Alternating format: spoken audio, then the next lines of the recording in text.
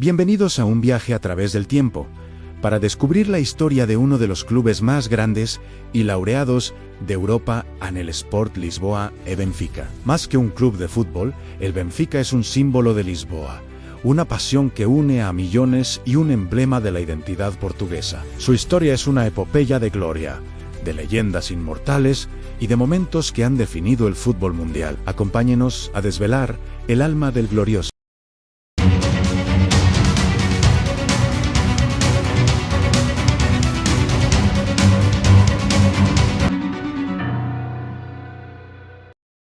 Todo comenzó el 28 de febrero de 1904. En la parte trasera de la farmacia Franco, en el barrio de Belém, un grupo de 24 exalumnos de la Casa Pia, liderados por la visión de Cosme Dami, fundaron el Sport Lisboa. Su objetivo era simple: en crear un club exclusivamente portugués, en una época dominada por equipos con fuerte influencia extranjera. Eligieron el rojo y el blanco como sus colores, simbolizando el coraje y la paz.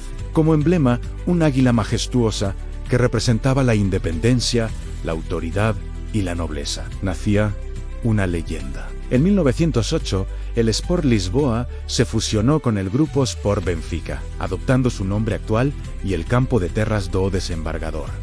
Estos primeros años fueron de consolidación. A pesar de las dificultades económicas, la pasión de sus fundadores y socios mantuvo viva la llama. El club comenzó a forjar su identidad competitiva, ganando sus primeros campeonatos regionales y sentando las bases de una estructura que pronto dominaría el fútbol portugués. El primer gran salto cualitativo llegó en la década de 1930, con la creación del campeonato de liga en 1934.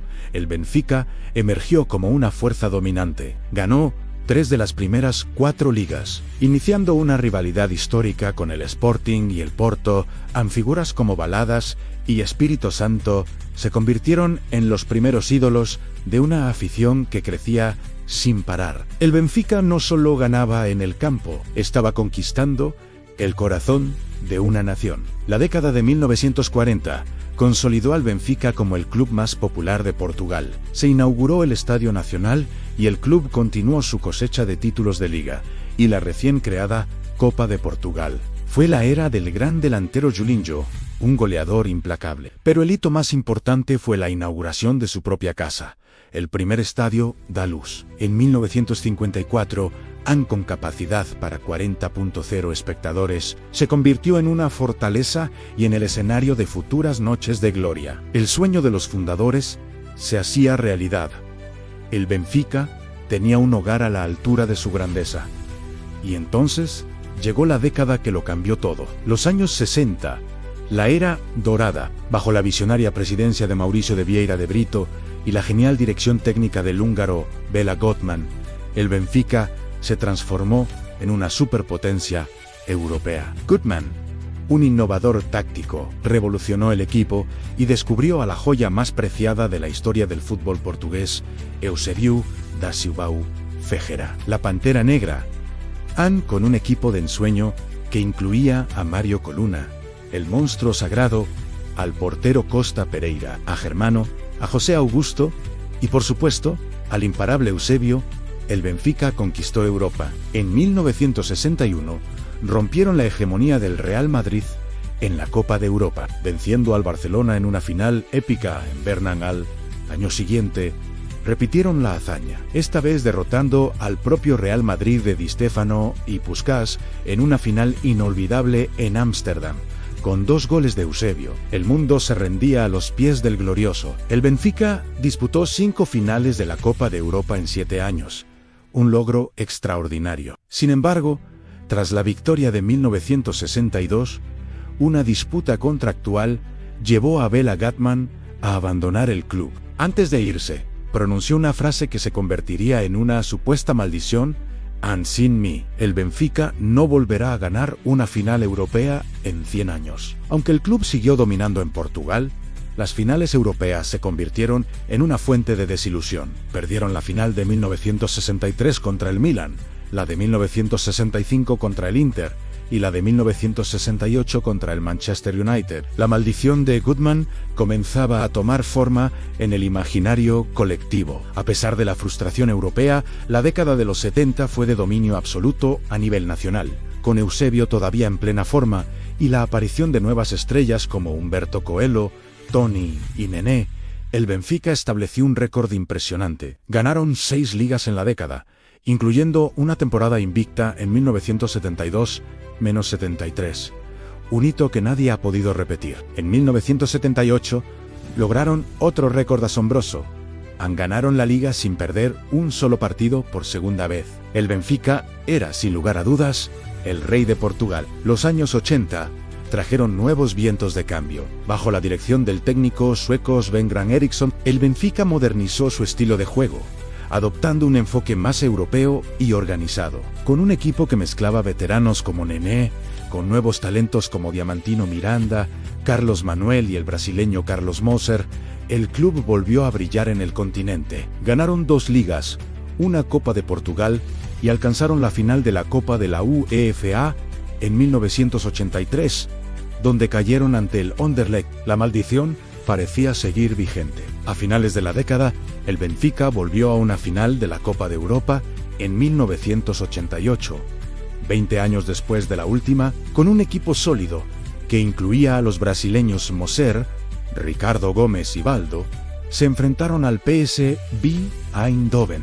Tras un empate sin goles, la final se decidió en los penaltis. El fallo de Antonio Veloso dio la victoria al equipo holandés, sumando otra dolorosa derrota a la lista. 2 años después, en 1990, con el mismo bloque de jugadores, llegaron nuevamente a la final en Viena, la ciudad donde Goodman estaba enterrado. El rival era el Milan de Sacchi. Un solitario gol de Rijkaard fue suficiente para dar la victoria a los italianos. La herida europea se hacía cada vez más profunda. Los años 90 comenzaron con optimismo. La llegada de una generación dorada de futbolistas portugueses, campeones del mundo juveniles como João Vieira Pinturrui, Costa y Paulo Sousa, prometía un futuro brillante. Juntos, lideraron al equipo a ganar la Liga en 1994, en una temporada memorable, que culminó con una goleada histórica de 6-3 al Sporting en su propio estadio. Parecía el inicio de una nueva dinastía. Sin embargo,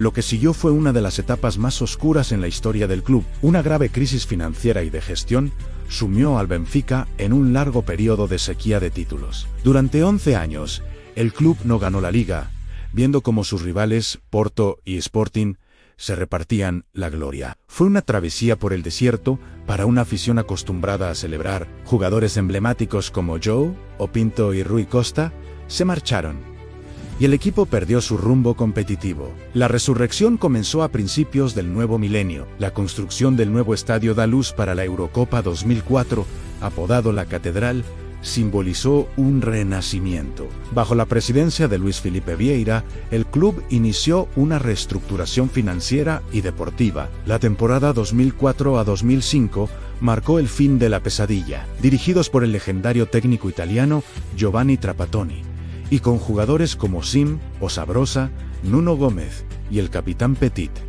El Benfica volvió a ganar la liga después de 11 largos años. El estadio estalló en una celebración que había estado contenida por más de una década. El gigante había despertado. La siguiente década y media, bajo el mando del entrenador Jorge Jesus, consolidó al Benfica nuevamente como una potencia nacional y una presencia constante en Europa. Con un estilo de juego ofensivo y atractivo, el club ganó múltiples ligas, copas y supercopas. La cantera del club, el Benfica Campus, se convirtió en una de las mejores del mundo, produciendo talentos de talla mundial como Bernardo Silva, Joe o Cancelo Rubén Díaz, y Jo o Félix, cuya venta al Atlético de Madrid se convirtió en una de las más caras de la historia. En el plano europeo, la esquiva gloria continental seguía siendo un anhelo. El Benfica alcanzó 2 finales consecutivas de la Europa League, en 2013 contra el Chelsea y en 2014 contra el Sevilla. Ambas se perdieron de forma dramática.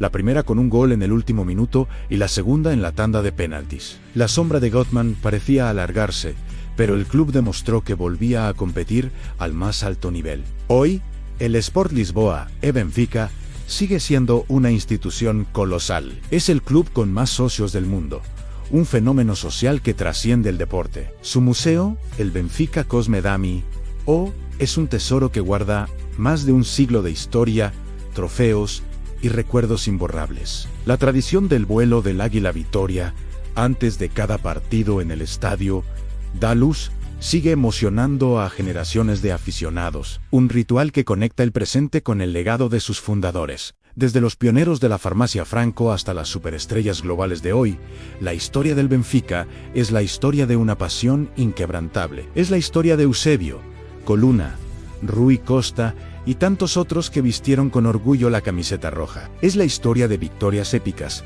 derrotas dolorosas y una resiliencia a toda prueba. Es el club del pueblo, el glorioso, un faro de identidad y orgullo para millones en Portugal y en todo el mundo. Una leyenda que, más de un siglo después, sigue volando alto. Gracias por acompañarnos en este recorrido por la historia del Sport Lisboa e Benfica. Si te ha gustado, no olvides darle a like, suscribirte a nuestro canal y activar las notificaciones para no perderte nuestros próximos documentales. Hasta la próxima.